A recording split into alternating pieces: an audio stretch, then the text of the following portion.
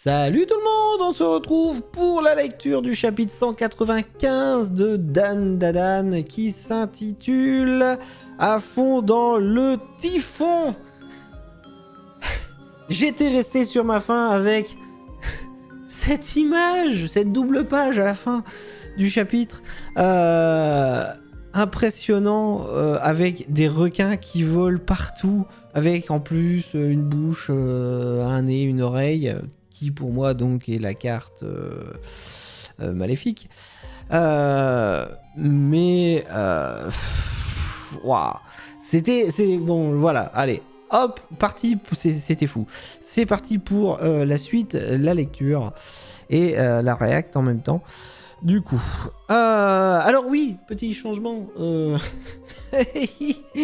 Voilà, c'est mis comme ça parce que on va éviter les copyrighted, n'est-ce pas? Vous avez compris. Alors, un typhon, quoi? Donc même même la famille, du coup... Merde, c'est la famille comment déjà? Ah, j'ai oublié le nom. Ça y est. J'ai un trou de mémoire. Enfin bref. Ils sont impressionnés aussi, s'y attendaient pas. Et un typhon avec des requins dedans, quoi. Pauvre Gigi qui est en train de se demander ce qui se passe. Vamola qui va aussi au hublot. Des requins, je veux voir. Alors, je dis ce qui se passe un petit peu, étant donné que vous voyez pas forcément à l'image. Je veux voir, moi aussi, sérieux, je voudrais trop voir ça. Bah oui, Bazuma qui voit rien. Momo, je comprends rien. Des requins dans le ciel, mais c'est impossible. Wow, un requin qui transperce la carcasse. Oh, Attends, va y avoir un problème si le requin il transperce la carcasse de l'avion là. Ça va faire un trou d'air. Cramponnez-vous tous à quelque chose. Ah bah oui. Ah bah ah ouais bah oui, forcément le trou d'air. Waouh. Alors oui, tous les masques qui se cassent la gueule forcément. C'est ce qui se passe en avion hein, en cas de dépressurisation. Un requin pour de vrai. Waouh. Enfilez vite un masque à oxygène sinon c'est l'asphyxie garantie. Donc ok, ils aident un petit peu. Maman, à l'aide. Ben voyons, aide-toi et le ciel t'aidera. Triple buse. Ok, sympa la mère. Oh putain, sympathique. Ça craint. Momo, tiens bon, j'arrive. Oh ouais, voilà. Oh, comme elle est toute petite, elle, la vache, ça doit être quelque chose. Vamola, grandis-toi et bouche le trou. Vamola. Oh, la poisse, elle m'entend pas. Ah, du coup, c'est Gigi qui va donner l'ordre. Vamola, grandis-toi, bouche le trou. Compris. Ok, donc, whoops. Se gonfle et pouf. Direction dans le trou. Bon, visiblement, ça a l'air de marcher, mais bon, je pense que ça va être temporaire, quoi.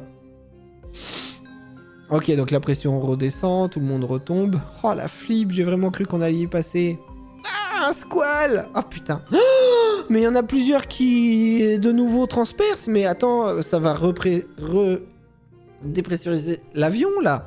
D'où ils sortent tous ces foutus poiscailles? Le siphon les a propulsés dans les airs et maintenant ils nous tombent dessus. Oh, les dessins. Oh, les dessins sont oufissimes. Ils sont complètement gelés. On a du bol. Ils colmatent à peu près le fuselage. C'est possible ça? D'accord. Ils sont gelés. Ah bah oui, ils sont en altitude forcément. Ils sont gelés en altitude. C'est pas dit que ça dure. Asseyez-vous et bouclez vos ceintures. La famille Kito fait pareil. Ah bah Kito, tiens, ça m'est revenu d'un coup. Maman, qu'est-ce qu'on va faire? L'avion va s'écraser. Godam, nous v'là dans de sale drap. Du coup, c'est Mamie Seiko qui prend les rênes. Tout le monde va bien, personne s'est fait aspirer. C'est bon. Même la famille Kito répond. C'est à croire qu'ils sont avec eux maintenant. C'est con. Vamola, tu tiens le coup? Impeccable. Un requin me mordit le dos. Momo, t'es là? D'accord, bah ouais. Pardon. Ça caille trop, n'empêche. Bah oui, la température extérieure avoisine les -50. Ah bah, tu m'étonnes. Et ces cretins de poissons ont transformé la carglingue en passoire. On est mal à ce rythme-là. On va finir frigorifié comme tous ces boîtes à crocs.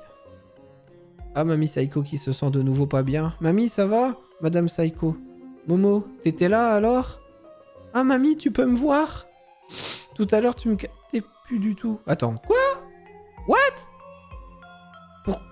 Pourquoi? Ah bon? Sûrement les médocs qui ont engourdi mes facultés. Les médocs? Mais quels médocs? Mais je comprends pas! Depuis le début, elle dit que c'est à cause des médocs. Mais quels médocs? Elle parle de quels médocs? Elle prend des médicaments? Elle a des soucis de santé? Parce qu'à un moment donné, il faudra qu'on en parle de ça quand même. Je veux dire... là, on nous informe d'un fait sur le fait que Mamie Seiko, visiblement, prend des cachets. Donc, c'est qu'elle a un problème de santé.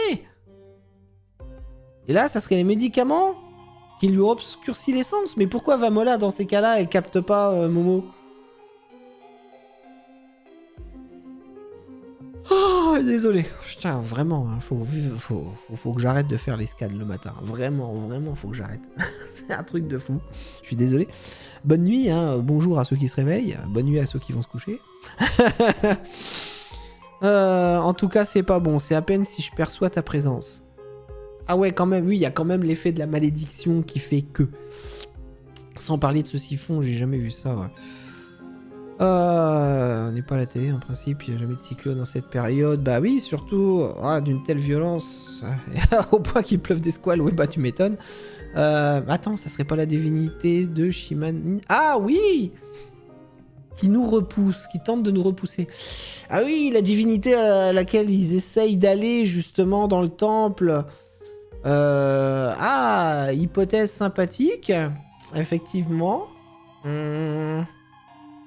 J'aime assez bien l'hypothèse, comme quoi effectivement ça serait la divinité qui essaye de les repousser.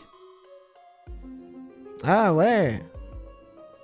Ou à la cause de l'œil maléfique peut-être aussi. Nous aussi on se traballe une malédiction, ça doit être ça. Ah, il y a l'œil maléfique, peut-être que il accepte pas, la divinité accepte pas l'œil maléfique aussi. Non. Ah, bon. Ok, j'adore, parce que j'étais en train de réfléchir sur l'hypothèse de ce truc-là, et Mamie Seiko direct, non. D'accord, ok. Le dieu d'Izumo accueille tout le monde sans distinction. Il ne ferait jamais une chose aussi hostile. Ok. Alors comment t'expliques ce qui se passe dehors? Il y a même un pif qui flotte dans les airs, c'est carrément pas normal. Ah, elle est en train... Ah, elle a eu un tilt. Tu te rappelles de l'âme maléfique quand même ou pas alors? De la carte maléfique, je veux dire? Oh, bordel de cul! Ah, nom de Dieu! C'est chiant! Et si c'était l'homme typhon? Eh? Ça sort d'où, ça? L'homme typhon, maintenant? Alors, Gigi qui se pose aussi la question. Regardez, il y a un nez et une bouche, vous voyez? Mais attends, c'est quoi cette histoire de l'homme typhon? On voit image de complot-nous. L'homme typhon est un képi baptisé ainsi par le grand spécialiste Takeshi Nakazema. Ok, d'accord.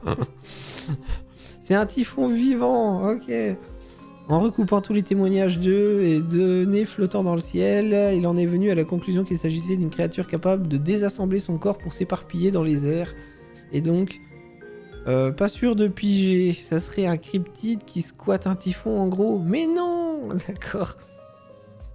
Donc ça, elle a un souvenir avec Complot-nous, en fait, là. Le typhon lui-même est un être vivant. C'est un cryptide à part entière. Comment ça? C'est une des créatures favorites d'Okarun. Il m'en a parlé en long, en large et en travers. D'ailleurs, les serpos nous ont attaqués avec Nessie une fois. Ça pourrait être un truc dans le même style.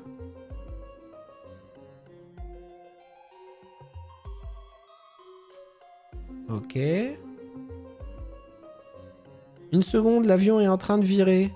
Ils vont tenter un atterrissage d'urgence dans un aéroport proche. Quoi? Qui ça? Ils sont dans l'éther. Il y a personne au... Il y a personne en train de conduire l'avion. What? Je comprends rien. Mais on est dans les... Bah, merci Momo. Mais on est dans l'éther là. Ça veut dire que dans le monde réel, aussi le typhon fait rage. Sauvé, on fait demi-tour et on laisse passer le cyclone. Quoi ta voix, toi? Alors, l'éther fonctionne comment? What? En gros, c'est une dimension parallèle comme la dimension miroir. Excusez-moi. Vraiment désolé. Je prends l'exemple de la dimension miroir, parce que je pense que tout le monde a vu Avengers. Enfin, plus ou moins. Mais ça veut dire que si dans le monde réel, il y a quelqu'un qui est en train de piloter et qui fait quelque chose, genre une manœuvre, l'avion dans les terres fait également la manœuvre. En fait, ça suit la logique du monde réel. Sauf que les dégâts ne sont pas affectés dans le monde réel. Waouh, c'est compliqué.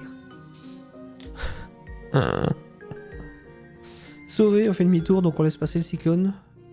Pas question, si on rate cette chance, la prochaine ne se représentera pas avant 1 an. Déjà que la présence de Momo commence à s'estomper, si jamais on repousse, on risque de complètement l'oublier. C'est aujourd'hui ou jamais. D'accord, mais comment on s'y prend? L'avion a déjà amorcé le demi-tour, on peut rien faire. C'est pourtant évident. Si ce foutu typhon nous barre la route, on n'a qu'à lui défoncer la tronche. Ah ouais, non, mais quand tu vois l'image là, waouh.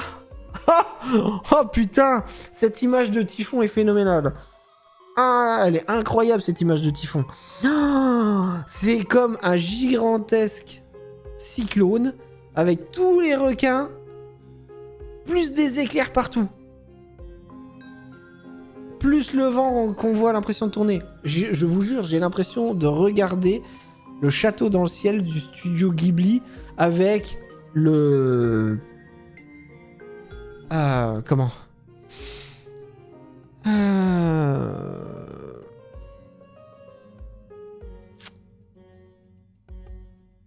avec le repère de dragon. Voilà, je cherchais le mot. Oh la vache. C'est phénoménal. T'as craqué? C'est un typhon, voyons. Bah oui, Momo, Momo, elle a raison là-dessus. Qu'est-ce qu'elle dit, mamie? Toute chose obéit à des principes fondamentaux. Un typhon, c'est de l'eau de mer chaude et de la vapeur qui s'engage. C'est sur ces 2 éléments que tout repose. Pour faire simple, l'eau de mer chaude est le moteur et la vapeur le carburant. Donc... Ah, t'as un beau dessin graphique qui explique comment fonctionne le typhon. C'est bien sympathique. Si on neutralise l'un ou l'autre, le typhon disparaît. Et pour réussir ça, l'élément clé, c'est... Et là, elle regarde le requin qui est glacé. D'accord, ça serait le requin glacé, du coup. Ok, et ça se finit là-dessus. Eh ben, c'était complètement dingue. Et puis, on va en discuter tout de suite. Bon, bah que dire? C'était un chapitre de fou, encore une fois. Ce que j'aime bien, c'est que la famille Kito se met à suivre les ordres de Mamie Seiko comme si, effectivement, c'était elle la chef du groupe. C'est totalement hallucinant, ce truc.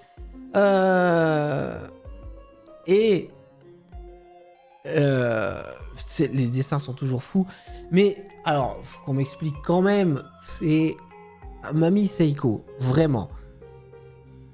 Elle a un souci qu'on verra plus tard ou quoi, là? Parce que elle captait pas Momo. Alors certes, elle perçoit très peu sa présence dû au fait, effectivement, que la malédiction agit de plus en plus sur Momo. Et certainement donc sur les autres aussi. Mais là, elle dit clairement que c'était à cause des cachets. À quel moment on nous a introduit le fait qu'elle prenait des cachetons? Et elle prend des cachetons pourquoi? C'était pour le mal de l'air? Pourquoi elle prend des cachets, Mamie Seiko? Elle a un problème de santé? À un moment donné, il faudra qu'on nous l'explique ça quand même. Parce que là, je m'inquiète.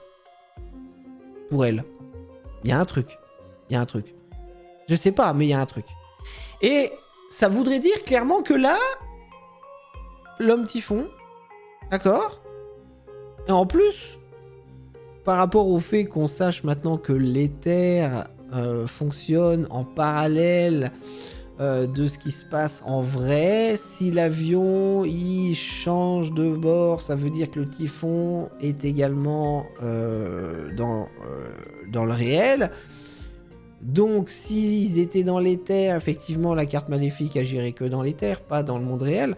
Donc ça veut dire qu'il y a réellement un typhon. Il n'y a peut-être pas les requins les requins sont uniquement liés, j'imagine, à l'éther, mais ça veut dire que là, c'est uniquement dû à un vrai typhon. Ou alors, dans ces cas-là, si c'est pas la carte maléfique, c'est dû à une divinité. L'homme typhon. Et autre chose aussi, qui m'amuse beaucoup plus, par contre, c'est les requins volants. C'est à quel moment, dans un scénario, on a l'idée de dire, tiens, on va foutre des requins qui volent. Alors, est-ce que c'est un mec... je sais pas. Dans ceux qui font l'histoire de Dan Dan, est-ce qu'il n'y en aurait pas un jour qui serait venu comme ça au bureau et qui aurait dit tout simplement, oh putain, j'ai regardé un film super con hier soir, y avait des requins qui volaient partout, ça s'appelait Sharknado, c'était débile et tout. Si on mettait des requins qui volent dans le manga? Ah ouais, super idée! À quel moment tu valides? À quel moment tu valides une idée pareille? Un truc aussi débile. Putain. Si un jour, on m'avait dit ouais, je vais faire un manga, écoute, je vais faire, à un moment donné, il y aura un passage, il y aura des requins qui vont voler, et puis on va mettre aussi une bouche en train de flotter dans les airs avec un nez et puis des oreilles. Et tout ça dans un gigantesque typhon. Et franchement, ça pète ou pas?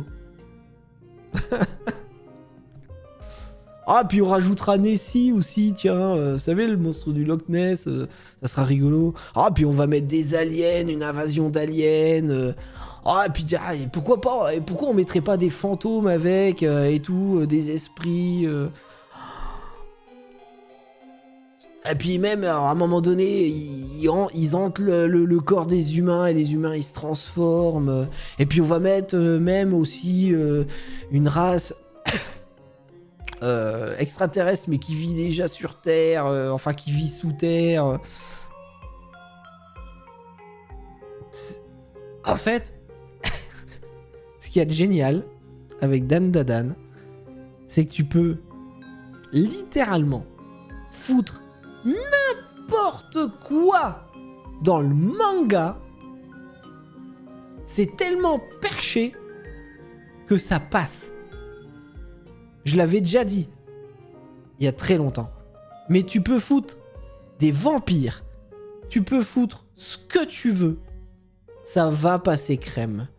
Parce que il y a tellement de trucs incohérents qui existent dans ce manga que tu peux tout mettre. Tout. Des super pouvoirs, des télékinésistes, des races aliens, des monstres, comme je dis, des vampires, des dinosaures. Tu peux tout, littéralement tout mettre, tout passera crème. On te met même une autre dimension parallèle, là, l'éther, une dimension miroir, ça passe. Tu peux littéralement tout faire dans ce manga. C'est ça qui est génial. Parce que du coup, tu ne sais pas à quoi t'attendre. C'est un pur bonheur. Un pur bonheur. Alors du coup, quel est le monstre qui est en train de les attaquer? Bah, visiblement, ça a l'air d'être une sorte de divinité ou quelque chose comme ça. Parce que... Ou un monstre comme le monstre du Loch Ness. Mais le monstre du Loch Ness, c'était quand même un extraterrestre à la base. Donc là, est-ce que ça veut dire que c'est quand même un alien ou quelque chose qui est mélangé à ça? Parce que Nessie, c'était pas juste Nessie. C'était un alien. Enfin, je crois. Attends. Attends, je suis en train de dire une bêtise. Non, il avait fusionné. Non, il avait fusionné avec Nessie. Effectivement, les serpents nous ont attaqués avec Nessie. Exact. Mais Nessie, c'était un alien qu'ils avaient recruté. Donc là, ça serait quoi? Oh, mais c'est hallucinant du coup. On ne sait même pas. Bon, par contre, moi, visiblement, ma carte maléfique avec l'œil, le nez, tout ça, ça n'a rien à voir. Bon. Et le fait que l'éther communique avec le monde réel, ça c'est pareil, c'est... Alors bon, hein, visiblement, Mamie Seiko a une idée pour contrecarrer le pouvoir de la tornade, avec les requins gelés. Je vois pas encore comment ils vont faire, mais est-ce que la famille Quito va les aider? Est-ce que la famille Quito va ensuite les laisser tranquilles ou va réattaquer? Est-ce qu'à un moment donné, la mère dans la famille Quito va capter que Momo allait rapetisser? Plein de questions. Enfin bon. Et Vamola qui l'entend pas de nouveau, qui n'entend toujours pas Momo, mais est-ce qu'elle capte au moins qu'elle existe? Grand-mère qui maintenant de nouveau l'entend. C'est quoi cette histoire de cachet? Enfin, il y a plein de choses, Enfin, j'espère que vous avez apprécié ce chapitre. En tout cas, j'ai hâte de voir la suite. Vraiment, c'est incroyable. Et au moins, on a un chapitre par semaine. C'est mieux qu'un autre manga. Il faut attendre 15 jours, hein, n'est-ce pas? Vous m'avez compris. Allez, je vous dis à dans une semaine pour la suite. Ciao.